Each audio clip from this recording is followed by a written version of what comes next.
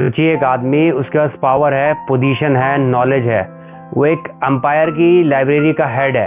हजारों साल की विजडम है उसकी आंखों के सामने, और एक दिन वो सब छोड़ के चला जाता है। कोई फेयरवेल नहीं, कोई अनाउंसमेंट नहीं, बस एक बैल, एक रास्ता और दूर लंबी खामोशी। फिर एक गार्ड ने उसे रोका और उसको बोला, गुरुजी जाने से पहले कुछ तो लिख कर जाओ। और उस रात उस बूढ़े ने 5000 वर्ड की एक किताब लिखी, जो आज तक दुनिया की सबसे ज़्यादा पढ़ने वाली बुक्स में से एक है। यह है लाओ त्से की कहानी, और ये है उनकी फिलॉसफी, जो शायद तुम्हारी ज़िंदगी बदल दे। पहले समझते हैं कि लाओ त्से है कौन। लाओ त्से नाम का मतलब है ओल्ड मास्टर। ये वो कहानी है जो लंबे लंबे समय से लंबे लंबे लोगों के साथ चलती जा रही है। 6th सेंचुरी BC, यानी आज के करीब 2500 साल पहले, चाइना में जाओ डायनेस्टी का वक्त था। वॉर्स चल रही थी, किंगडम टूट रहे थे, हर तरफ एम्बिशन, पावर, ग्रीड बिखरा पड़ा था। इस बैकग्राउंड में एक आदमी आया, ली अर, जिसे बाद में दुनिया ने लाओ त्से के नाम से जाना। वो जाओ डायनेस्टी के रॉयल कोर्ट में इंफीरियर आर्काइविस्ट था। इसका मतलब वो हजारों साल के सेक्रेड टेक्स्ट का गार्जियन था। उसके हाथ में दुनिया की ओल्डेस्ट विजडम थी, लेकिन वो देख रहा था कुछ ऐसी चीज़ें जो उसको अंदर से तोड़ रही थी। वो देख रहा था कि राजा पावर के लिए अपने भाई का खून बहाते हैं। फिलोसफर बहस करते हैं पर खुद कुछ नहीं जानते। लोग दोनों हाथों से नॉलेज कलेक्ट करते हैं, पर पीस उनसे ज़्यादा दूर होती जाती है। और एक दिन लाओ त्से ने फैसला किया, बस वो निकल गए, बैल पर बैठे और पश्चिम की तरफ चल दिए। सिविलाइजेशन छोड़ दी, जंगल की तरफ चले गए।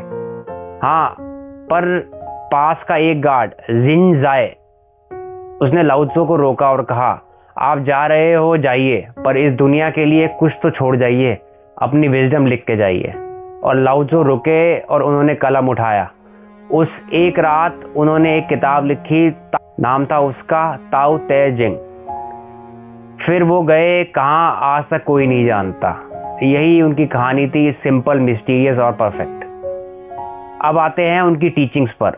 उन्होंने दुनिया को समझाने के लिए बहुत कुछ बोला। लाओ त्से की पूरी फिलॉसफी एक वर्ड पर टिकी हुई थी, ताओ। ताओ का मतलब है द वे, रास्ता बनाना। जैसे इंडियन फिलॉसफी के अंदर हम वर्ड यूज करते हैं दर्शन, ऐसे ही चाइना के अंदर यूज हुआ ताओ, द वे। पर ये वे कोई रोड का नहीं है, कोई मैप नहीं है, कोई रिलीजन नहीं है। ताओ वो यूनिवर्सल फोर्स है जो उस पूरे यूनिवर्स को चला रही है। तारों को उनकी जगह पे रखती है, मौसम को बदलने वाली है और दिल को धड़काने वाली है। और लाओ त्से की ताओ ते चिंग की पहली ही लाइन में वो कह देते हैं, ताओ वो है जो डिस्क्राइब किया ना जा सके, वो एटर्नल ताओ है। सोचो इसमें कितनी डेप्थ है। जैसे ही तुमने कहा मैं जानता हूँ, ताओ कहता है क्या जानते हो, तुम्हें कुछ भी नहीं पता। क्योंकि ताओ लैंग्वेज से बड़ा है, थॉट से बड़ा है, कॉन्सेप्ट से भी बड़ा है। इसको फील किया जा सकता है, डिफाइन नहीं किया जा सकता। एक एग्जाम्पल लेके चलते हैं। तुम कभी एक नदी को ऑब्जर्व करो, वो अकड़ के नहीं चलती। एक पत्थर आता है रास्ते में, वो झगड़ती नहीं है, आगे निकल जाती है। और अगर तुम एक पत्थर को 1000 साल तक वहीं छोड़ दो, तो पता चलेगा कि नदी ने उस पत्थर को अंदर से खोखला कर दिया है। यही ताओ है। रेजिस्टेंस नहीं, कोई फोर्स नहीं, बस फ्लो। और इंसान का प्रॉब्लम यही है, हम कॉन्स्टेंटली रजिस्ट करते हैं। हम लाइफ को अपने हिसाब से मोड़ना चाहते हैं, हम कंट्रोल चाहते हैं, हम प्रेडिक्ट करना चाहते हैं, और इस रेजिस्टेंस में ही हम थक जाते हैं। लाओ त्से कहते हैं, ताओ के साथ चलोगे तो एनर्जी मिलेगी, ताओ के खिलाफ जाओगे तो सिर्फ दर्द मिलेगा। अब आते हैं लाओ त्से की सबसे पावरफुल और सबसे मिसअंडरस्टूड टीचिंग पर, वू वाई। वू वाई का लिटरल मतलब है नॉन एक्शन। और जब पहली बार लोग ये सुनते हैं तो बोल देते हैं, तो क्या लाओ त्से कह रहे हैं कि कुछ भी मत करो, बस आराम से बैठ जाओ? नहीं, बिल्कुल नहीं। वू वाई का मतलब है एफर्टलेस एक्शन, फोर्स एक्शन नहीं। समझो एक म्यूजिशियन है जो पहली बार गिटार सीख रहा है, फिंगर्स कांपती हैं, कॉर्ड्स गलत बजते हैं, पूरा एफर्ट दिख रहा है, पर जब वो 10 साल बाद बजाता है, फिंगर्स खुद जानती है कहाँ जाना है। वह सोचता नहीं, बस अपने आप ऑटोमेटिकली चीज़ें होती हैं। वही स्टेट है वू वाई की, उसे ही कहते हैं वू वाई इफेक्ट। या सोचो एक पेंटर है जो बहुत ही मास्टरपीस बना रहा है, वो ब्रश नहीं चलाता, ब्रश खुद चलता है। जब कोई एथलीट जोन में होता है, वो डिसाइड नहीं करता कैसे खेले, खेल खुद ऑटोमेटिकली चलता है। यही वू वाई है। आप रियल लाइफ में कैसे अप्लाई होता है वो वाई, आइए उसको समझते हैं। हमारी ज़िंदगी में बहुत सारी चीज़ें हैं जो हम फोर्स के साथ करते हैं। एक रिश्ते के अंदर जब मैं ज़्यादा कंट्रोल करने लगता हूँ तो वो टूटता है। एक ड्रीम को जब हम एंग्शियसली चेस करते हैं तो वो और दूर भागता है। हम किसी को अप्रूव करने के लिए इतना कोशिश करते हैं कि अपने आप को खो देते हैं। लाओ त्से कहते हैं जो सॉफ्ट है वो हार्ड से ज़्यादा टिकाऊ है। एक बात सोचो, एक पत्थर सीधा खड़ा है, तूफान में टूट जाता है, और एक बैम्बू झुक जाता है, सरवाइव कर जाता है तूफान में। वू वाई का मतलब है सिचुएशन को नेचुरली अनफोल्ड होने दो, अपना रोल करो बिना ईगो के, बिना अटैचमेंट के, बिना फोर्स के। बस अपना काम करो, रिजल्ट को छोड़ दो। यही बात भगवत गीता भी समझाती है, जिसको बोलते हैं निष्काम कर्म, बिना फल की चाहत के कर्म करो। लाओ त्से वही बात अलग भाषा में कह रहे हैं 2500 साल पहले चाइना के अंदर। विजडम का कोई बॉर्डर नहीं होते, चाहे मैं इंडिया की बात करूं, चाहे मैं चाइना की बात करूं, बात एक ही है, खुद को जानना, खुद को समझना। लाओ त्से की पूरी एक रेवोल्यूशनरी टीचिंग है, पोलैरिटी। वो कहते हैं दुनिया में कोई चीज़ अकेली एग्जिस्ट नहीं कर सकती। लाइट है तो डार्क होगा, हार्ड है तो सॉफ्ट होगा, हाई है तो लो भी होगा, जिंदगी है तो मौत भी होगी। हम चाहते हैं कि सिर्फ एक साइड रखी जाए, सिर्फ खुशी रहे, सक्सेस रहे, सिर्फ आसानी रहे। पर लाओ त्से कहते हैं ये चीज़ इम्पॉसिबल है और यही अननेचुरल भी है। सोचो अगर तुमने कभी दर्द नहीं फील किया तो सुख का कोई मीनिंग ही नहीं रहेगा। अगर तुमने कभी हारा ही नहीं है तो जीत का कोई फ्लेवर ही नहीं होगा। अगर रात नहीं होती तो सुबह किसी चीज़ का नाम नहीं होता। ताओ ते चिंग में वो लिखते हैं जब दुनिया जानती है कि ब्यूटी क्या है, तब अगलीनेस भी जन्म लेती है। जब दुनिया जानती है कि गुड क्या है, तब ईवल भी जन्म लेता है। मतलब ऑपोजिट एक दूसरे को डिफाइन करते हैं, एक दूसरे से अलग नहीं होते। तो जब जिंदगी में कोई मुश्किल टाइम आए, लाओ त्से की नज़र से देखो, ये प्रॉब्लम टेम्परेरी नहीं है, सिर्फ ये ज़रूरी है। ये तुम में कुछ बिल्ड कर रहा है जो आसानी नहीं कर सकती थी। और इस पर्सपेक्टिव शिफ्ट से ही सफरिंग रिड्यूस होती है। अब बात करते हैं ऐसी टीचिंग की जो आज वर्ल्ड में सबसे ज़्यादा नीडेड है, ह्यूमिलिटी। लाओ त्से कहते हैं सबसे बड़ा लीडर वो है जिसके होने का लोगों को पता भी नहीं चलता। सोचो कितना इंटरेस्टिंग है ये।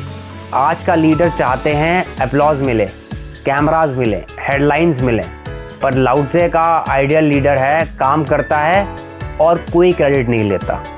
वो कहते हैं जब एक ग्रेट लीडर का काम पूरा होता है तो उसके लोग कहते हैं हमने ये खुद किया है। ये है असली ग्रेटनेस। हम ये सिर्फ लीडर के लिए नहीं है, ये हमारे लिए भी वैलिड है। कितनी बार हम कुछ करते हैं सिर्फ इसलिए कि लोग देखेंगे, कितनी बार हम देते हैं सिर्फ इसलिए कि कोई अप्रिशिएट करे, कितनी बार हम बोलते हैं सिर्फ इसलिए कि हम स्मार्ट लगे। लाओ त्से कहते हैं ईगो सबसे बड़ा ऑब्स्टेकल है। अपने आप को खाली करो, जितना खाली हो सके उतना ज़्यादा रिसीव कर पाओगे। एक बोल तभी काम का होता है जब वो अंदर से खाली हो। एक घर तभी रहने लायक होता है जब उसके अंदर खाली जगह हो। एक इंसान तभी सीख सकता है जब दिमाग खाली हो।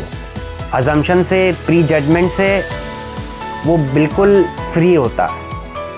और यहाँ पर एक और वो जेम देते हैं, knowing others is intelligence, knowing yourself is true wisdom, mastering other is strength, mastering yourself is true power. सबसे बड़ी जंग अपने अंदर है, सबसे बड़ा चीटर भी ईगो ही है, और सबसे बड़ा गुरु भी अपने अंदर ही खालीपन है। उनकी आखिरी टीचिंग जो शायद आज के टाइम में सबसे रेलेवेंट लगे, दैट इज़ सिंप्लिसिटी। हम एक ऐसी दुनिया में जीते हैं जहां हर चीज़ ज़्यादा चाहिए। आप हमेशा और के पीछे भागते रहते हैं। ज़्यादा पैसा, ज़्यादा फॉलोवर, ज़्यादा ऑप्शन, ज़्यादा वैलिडेशन। और लाओ त्से कहते हैं ये सब एक ट्रैप है। वो कहते हैं फू मतलब अनकार्व्ड ब्लॉक, रॉ वुड। एक अनकार्व्ड पीस ऑफ वुड में जो चीज़ बन सकती है, कप है, स्टैचू है, शिप है, जैसे ही तुमने उसे कार्व किया वो सिर्फ वही बन जाता है। इंसान भी ऐसा ही है। जब हम अपने आप को सोसाइटी के लेबल से, एक्सपेक्टेशन से, डिज़ायर से डिफाइन कर देते हैं, हम अपनी इनफाइनाइट पोटेंशियल को खो देते हैं। सिंप्लिसिटी का मतलब पॉवर्टी नहीं है। सिंप्लिसिटी का मतलब है जो ज़रूरी है उसे छोड़ दो, जो जेन्युइनली तुम हो उसे जियो। लाओ त्से कहते हैं खुद को जानो और तुम सब कुछ जान जाओगे। खुद पे ट्रस्ट करो और तुम सब चीज़ों के लिए रेडी हो। लाओ त्से एक ऐसा इंसान था जिसने कभी नहीं चाहा कि उसे फॉलो किया जाए। जो कुछ लिखा वो भी एक स्ट्रेंजर की रिक्वेस्ट पे लिखा। जब लिखा तो चला गया, वैनिश्ड। पूरी ज़िंदगी में उसने यही जीकर दिखाया जो वो सीखता था। छोड़ो, बस फ्लो करो, कंट्रोल मत करो। और फिर भी 2500 साल बाद दुनिया भर में उसे लोग पढ़ते हैं, सोचते हैं, जीने की कोशिश करते हैं उसी की तरह। यही है ताओ, जो फोर्स नहीं करता वो टिकता है, जो ईगो नहीं रखता वो याद किया जाता है, जो फ्लो करता है वो कभी नहीं रुकता। ताओ ते चिंग की एक लाइन से ख़त्म करना चाहूँगा, the Tao that can be told is not the eternal Tao. ये जो तुमने सुना ये सिर्फ एक डायरेक्शन था, असली सफ़र तुम्हारा खुद का अपना है। अगर आज इस वीडियो पे तुम्हारे को कुछ टच किया है तो एक काम करो, कोई एक ऐसी चीज़ अपनी ज़िंदगी में आइडेंटिफाई करो जिसमें तुम्हें ज़्यादा फोर्स नहीं लग रहा हो, और एक बार, बस एक बार वो वाई को ट्राई करो। छोड़ दो, देखो क्या होता है। लाइक करो अगर ये मैसेज किसी काम आया हो, और सब्सक्राइब करो अगर तुमने ऐसी कन्वर्सेशन तुम और चाहते हो। और अगली बार मिलते हैं किसी एक ऐसे ही एक्स्ट्राऑर्डिनरी इंसान की स्टोरी के साथ।